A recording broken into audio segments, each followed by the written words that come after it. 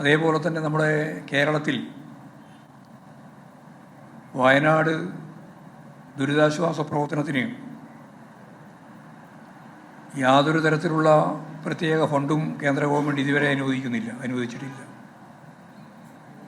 ഇത്തരത്തിലുള്ള കാര്യങ്ങളുമെല്ലാം ക്യാമ്പയിൻ്റെ ഭാഗമായിട്ട് കേന്ദ്ര ഗവൺമെൻറ്റിൻ്റെ കേരളത്തോടുള്ള അവഗണന ഉൾപ്പെടെ ചേർത്തുകൊണ്ട് ഒക്ടോബർ 15 മുതൽ നവംബർ 15 വരെ കേരളത്തിലുടനീളം പ്രചാരണ പ്രവർത്തനങ്ങൾ സംഘടിപ്പിക്കുന്നതിന് വേണ്ടി സംസ്ഥാന കമ്മിറ്റി തീരുമാനിക്കുകയുണ്ടായി. ഇപ്പോഴും ലോക്കൽ സമ്മേളനങ്ങളും ഏരിയ സമ്മേളനങ്ങളുമാണ് നടന്നു വരുന്നത്. ഒക്ടോബറോടുകൂടി ലോക്കൽ സമ്മേളനങ്ങൾ പൂർത്തിയാവും. സെപ്റ്റംബർ അവസാനിക്കുന്ന ഘട്ടമായപ്പോൾ പരിശോധിച്ചപ്പോൾ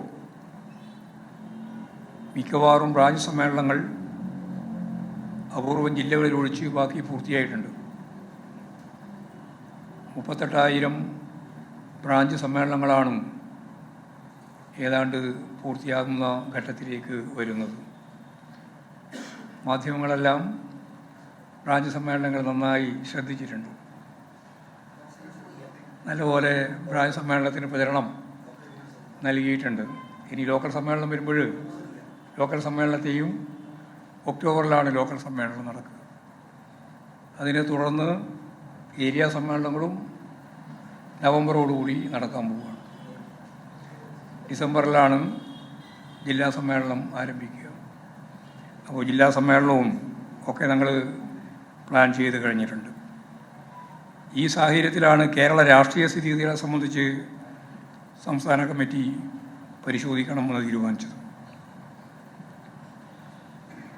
CPIM-നെതിരായും പാർട്ടി നേതൃത്വം നൽകുന്ന ഇടതുപക്ഷ ജനാധിപത്യ മുന്നണിയും അതിൻ്റെ ഗവൺമെൻറ്റും അതിനെതിരായിട്ടെല്ലാം അതിശക്തിയായ പ്രചരണം സംഘടിപ്പിക്കുന്ന സാഹചര്യത്തിലാണ്. അതിൽ പ്രധാനമായിട്ടും മാധ്യമങ്ങളാണ്. പ്രചരണം സംഘടിപ്പിക്കുന്ന സാഹചര്യത്തിലാണ് ഈ സാഹചര്യത്തെ ഞങ്ങൾ സൂക്ഷ്മമായിട്ട് പരിശോധിച്ചത്. വർത്തമാനകാല രാഷ്ട്രീയ സ്ഥിതിഗതികളും പാർട്ടിയുടെ സമീപനങ്ങളും എന്ന ഒരു രേഖ സംസ്ഥാന കമ്മിറ്റി ചർച്ച ചെയ്ത് അംഗീകരിച്ചിട്ടുണ്ട്.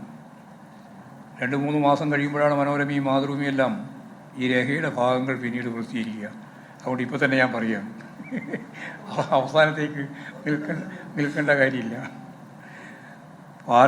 പാർട്ടിയിലുടനീളം ഇത് റിപ്പോർട്ട് ചെയ്യുന്നതിനുള്ള തീരുമാനവും സംസ്ഥാന കമ്മിറ്റി എടുത്തിട്ടുണ്ട്. അല്ല, പൊതുരാഷ്ട്രീയ സ്ഥിതിയല്ല, വർത്തമാനകാല രാഷ്ട്രീയ സ്ഥിതിഗതികളും പാർട്ടിയുടെ സമീപനവും, ഇതാണ് ആ രേഖയുടെ പേര്. അവതരിപ്പിച്ച് അംഗീകരിച്ചു. അതിപ്പോൾ റിപ്പോർട്ട് ചെയ്യാൻ പോവുകയാണ്. ഇന്ന് അവതരിപ്പിച്ചു.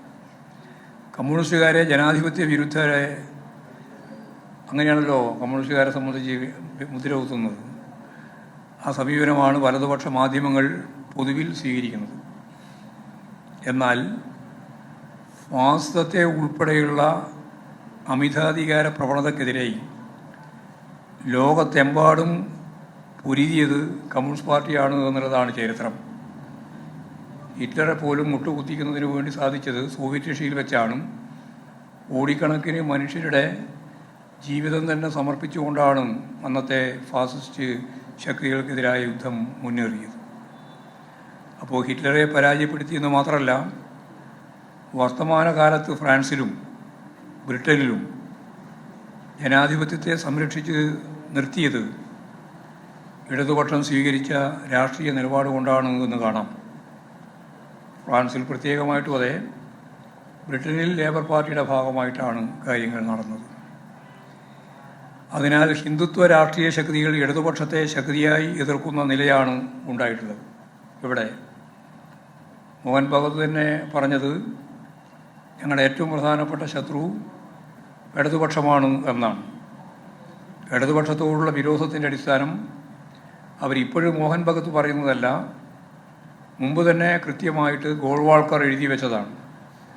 ഞങ്ങളുടെ പൊതു ശത്രുക്കൾ അത് 3 എണ്ണമാണ്. അത് 1 മുസ്ലിം, 2 ക്രിസ്ത്യൻ, 3 കമ്മ്യൂണിസ്റ്റ്. അതിനടിസ്ഥാനപ്പെടുത്തിയിട്ടാണ് ഇപ്പോൾ അവർ പറഞ്ഞത് ഞങ്ങളുടെ ഏറ്റവും പ്രധാനപ്പെട്ട ഊന്നൽ ഇടതുപക്ഷത്തിനെതിരായിട്ടാണ്, അതിലേറ്റവും പ്രധാനപ്പെട്ട ഒരു കേന്ദ്രം കേരളമാണ് എന്ന് മോഹൻ ഭഗത് തന്നെ പറഞ്ഞ് വെച്ചിട്ടുണ്ട്.